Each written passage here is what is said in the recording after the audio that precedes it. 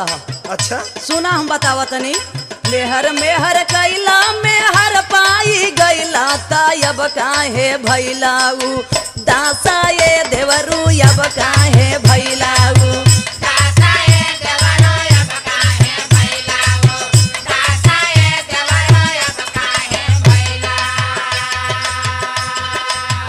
काहे उदास है बता नहीं बतावा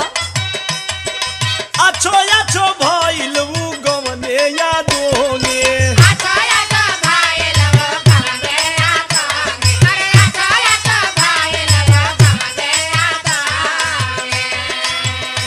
अरे छाव अपन असली देखा दे हलस्तेंगे